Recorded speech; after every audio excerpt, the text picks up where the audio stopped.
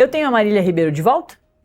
Então, por favor, Marília Ribeiro, bom dia de novo, traga suas informações. Eu sei que você já conversou aí com deputados importantes, parlamentares importantes, não só sobre a questão do INSS, mas também sobre o outro assunto bem importante para essa semana, que é a questão da anistia, né? É isso, Nath, voltei e agora vamos lá. Nós estamos com o líder do Podemos, o deputado Rodrigo Gambale, de São Paulo. Ele que está fazendo uma articulação para poder fazer a votação da urgência de um projeto que nasceu ali na Câmara dos Deputados. Ele que é de autoria do deputado Fausto Pinato, do Podemos, também de São Paulo, pode ganhar apoio agora nessa reta, né, onde o presidente da Câmara, Hugo Mota, pretende finalizar esse assunto sobre anistia. Agora a gente vai conversar com o líder do Podemos, Rodrigo Gambale. Muito obrigada por nos atender, deputado. E eu gostaria que o senhor pudesse explicar como é que está toda essa articulação para esse texto do deputado Fausto Pinato. Olá, Marília. Olá, Natália. É um prazer poder falar com vocês aqui no Acorda Metrópolis. A gente tem feito um trabalho justamente porque a anistia está sendo uma pauta que tem travado demais as demais pautas da Câmara. E o Brasil ele precisa trabalhar com propostas propositivas, como a aprovação da tarifa social da energia elétrica, como a aprovação da isenção do imposto de renda para diversas faixas dos brasileiros que mais precisam, e tirar a anistia da frente, colocar para votar e entender qual a reação da Câmara é de extrema importância. Então a gente vê um grande problema na aprovação da anistia ampla e restrita, onde ela anistiaria todos que participaram dos atos de 8 de janeiro e até mesmo da sua organização ou de tudo aquilo que foi preparado antes. Agora, o texto do deputado Fausto Pinato, ele é um texto mais adequado, onde a gente não trata de anistia, mas onde a gente trata até mesmo de onde os deputados mais à direita trabalham, né, que é liberar aqueles que são inocentes, aqueles que entraram de gaiato no dia 8 de janeiro. Então tem muitos ali que estavam participando, até por envolvimento de achar, através de seus líderes, que a urna poderia ser fraudada, ou que existia muita fake news. Então, são diversos tipos de assuntos que levaram aquelas pessoas até a frente dos quartéis, a cometerem aquelas manifestações, e muitos foram realmente de maneira...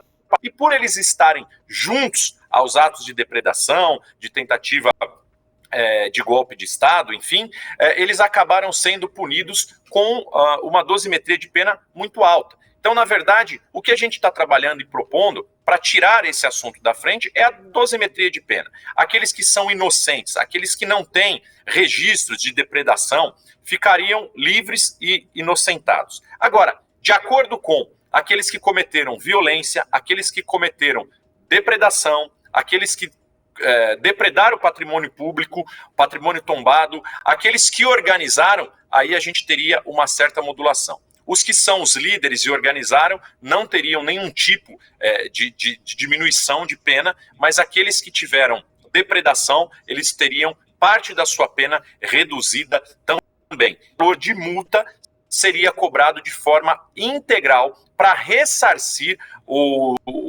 dano milionário causado ao erário e ao patrimônio público, enfim.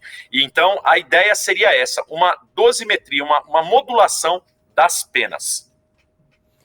O deputado Natália falando aqui, o Podemos é a favor da anistia ampla e restrita, incluindo o ex-presidente Jair Bolsonaro, integrantes do governo dele, militares, que todos foram condenados agora do núcleo 1 da trama golpista por golpe de Estado, tentativa de abolição do Estado Democrático de Direito, organização criminosa armada, enfim, o Podemos é a favor também da inclusão dessas pessoas ou apenas a anistia para os civis que foram à Praça dos Três Poderes e destruíram a praça lá em 8 de janeiro de 2023?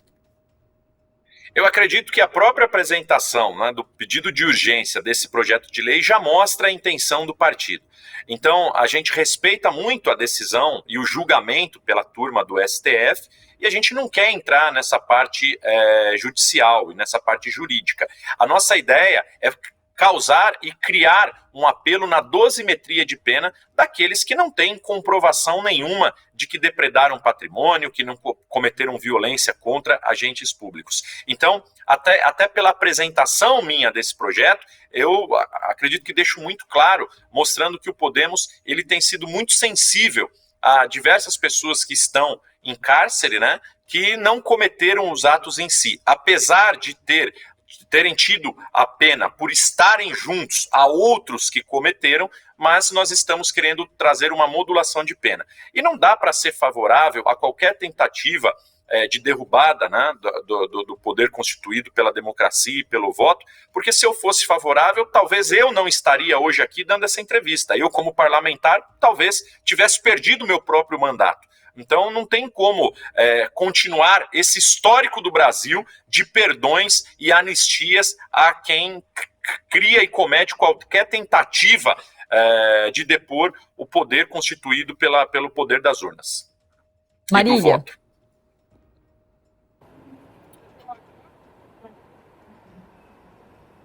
A gente tem a Marília? Porque senão eu continuo. Vou continuar então com o deputado. Acho que a Marília caiu, deputado. Por que, então, falar sobre a anistia bem nesse momento em que a questão do ex-presidente Jair Bolsonaro está tão em destaque? O senhor reforçou que o Podemos respeita o julgamento e está muito mais focado nessas pessoas inocentes que poderiam estar ali, né, junto de outros grupos violentos que realmente destruíram e fizeram diversas coisas horrorosas na Praça dos Três Poderes naquele dia fatídico. Por que então discutir essa questão bem agora?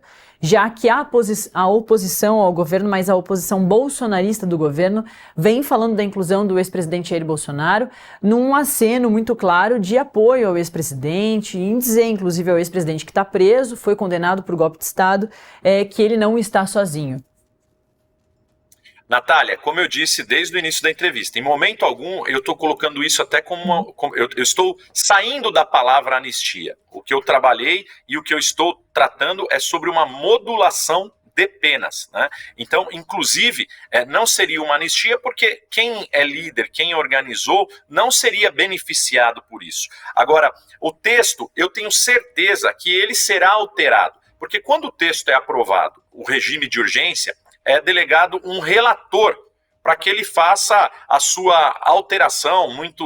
Muitas partes são suprimidas, outras são acrescentadas. Então eu acredito que teremos um tempo para fazer a adaptação desse texto. Mas qual é o principal objetivo dele? É tirar essa pauta da casa, é colocar para votar. Como a anistia está sendo discutida desde janeiro mesmo de 2023, quando aconteceu o ato, essa pauta ela se torna presente no Colégio de Líderes todas as semanas. O que é o Colégio de Líderes? É onde cada líder partidário se reúne com o presidente da Câmara para discutir as pautas que farão a programação semanal da Câmara dos Deputados ou do Congresso, juntamente com o Senado. E toda semana esse assunto volta e ele toma um grande tempo das reuniões. A minha alternativa a esse texto de dosimetria de pena serviria para tirar esse assunto, votar e, como a própria direita, né, mais extrema defende,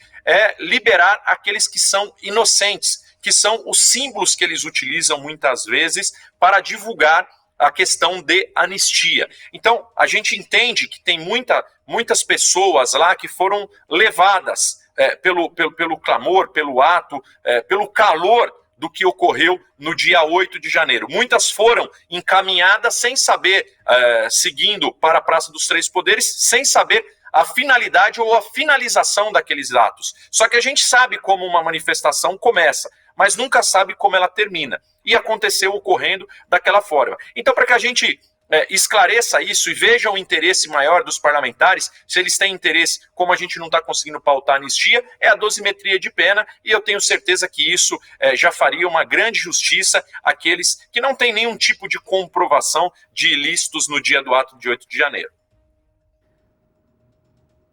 Perfeito. Pode encerrar daí, Marília. Deputado, a gente Natália, queria infelizmente... só fazer mais uma colocação, Sim, é por possível? favor. Com certeza, a gente perdeu a Marília mesmo.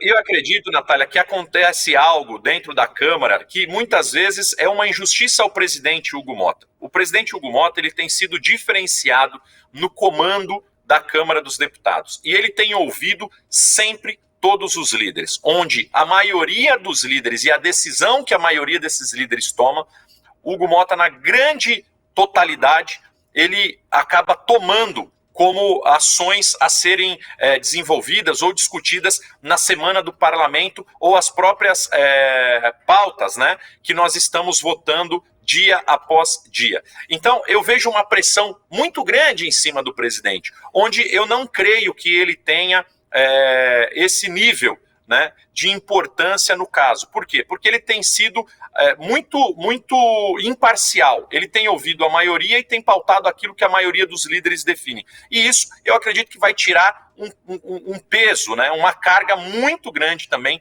das costas do presidente Hugo Motta. Foi importante o senhor mencionar os líderes, que como líder do Podemos, daqui a pouquinho tem reunião de líderes, né, deputado? Sim, Queria que, para a gente encerrar, então, o senhor falasse, claro, essa questão deve ser pauta na reunião de líderes, INSS deve ser pauta, IR deve ser pauta, e, claro, essa questão aí também da anistia. Queria que o senhor adiantasse para a gente um pouquinho sobre essas pautas da reunião de líderes que acontece às 10 da manhã, daqui a pouquinho. Natália, eu acredito que tudo isso pode entrar em pauta, mas depende muito de como será a decisão da maioria. O governo tem pedido incessantemente para que paute-se, né, o imposto de renda, e eu acredito que algumas adaptações estão sendo feitas no texto e deve entrar muito em breve, provavelmente para a semana que vem ou na outra. Essa semana a gente deve votar a MP 1300, que é a medida provisória que fala sobre a tarifa social da energia elétrica aos brasileiros de baixa renda, a isenção de pagamento de energia elétrica. Isso é um tema muito importante para o Brasil, e também nós vamos provavelmente discutiremos a anistia. O tema da anistia, se será pautado ou não, esse texto alternativo também, se ele entra para discussão, se ele angaria a votação dos líderes, porque quando o líder ele assina um requerimento de urgência, ele assina por todos os seus liderados, por todos os demais deputados do partido. Então, se a gente alcança 257 assinaturas, esse texto tem o regime de urgência aprovado. Mas lembrando que não é porque ele tem o regime de urgência aprovado que obrigatoriamente ele entrará em pauta. Hoje a Câmara tem mais de 2.000 projetos de leis com regimes de urgência aprovados, mas isso não quer dizer que ele entrará, mas tem uma grande chance de ser tirado esse assunto da frente e ele ir a plenário para ser votado. Pode ocorrer do Partido Liberal, do PL, tentar também colocar uma emenda onde essa emenda atinja, né, e beneficie os líderes ou aqueles julgados pelo STF. Mas se eles não estão tendo apoio, talvez, para aprovação do texto da anistia ampla e restrita, dificilmente também possam conseguir a votação dessa emenda. A gente precisa entender como é que vai ficar no plenário, porque o plenário é soberano e a gente respeita muito a decisão e postura de cada parlamentar que defende as suas bases, defende seus interesses, defende aquele povo, o eleitor que o elegeu. Perfeito. A gente ouviu o líder do Podemos, o deputado Ricardo Gambale.